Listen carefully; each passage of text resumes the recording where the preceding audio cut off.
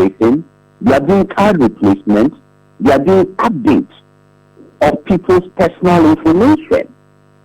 So this is where we are coming from. So when you go and do the registration, they tell you, even if the card is not printed instantly, come in 2 or 3 days, you may be effort to go back. But let's look at it this way.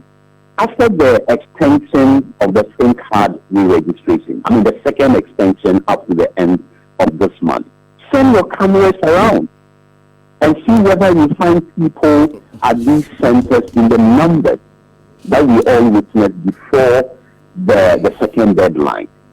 But I'm sure a week to the deadline, you go back to these offices again, it will be a different spectacle altogether.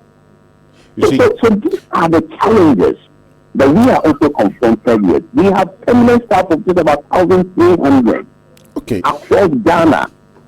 That's not easy. So when you put it this way and you bring your challenges to the fore, that's another matter altogether, because then you are talking about the challenges that the NIA is faced with, which is why it's impacting on the work you are doing.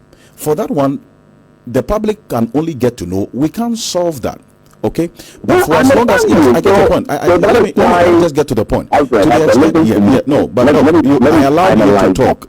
I allowed you. I just want to make a point on something that you just said, respectfully, so that we can benefit our listeners.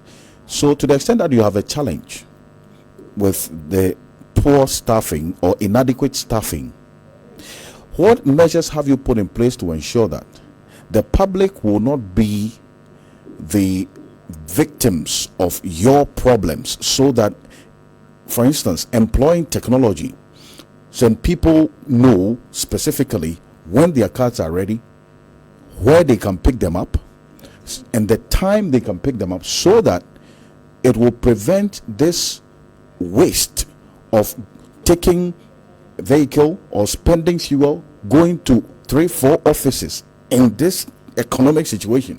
Dr. Ganiyu, that's all I'm saying. Yes, and I totally agree with you. And I'm saying that sending text messages is one of those options. And another option is people physically going to the office for their cards to be issued. It's that simple. I mean, I've not ruled out the idea of sending messages to applicants. I was the one who first made that point. So that's the point I'm making to you, Alfred. And now, when we talk about challenges, I decided not to start on the note of challenges. We are a state institution. We cannot expect all our resources in situ. That's never going to happen. But once we are in charge, we need to work to surmount these challenges. And that's what we've been doing over the period. Now, I've made a point also that it's not in our interest to continue to have these cards. So whatever we would do to make sure that these cards are issued to those individuals, we have continued to do that. There were quite a lot of cards in backlog, way beyond this number that I have mentioned. But because of the measures we have instituted, that number has consistently come down. And today is a square effect. So you should appreciate this point, Alfred.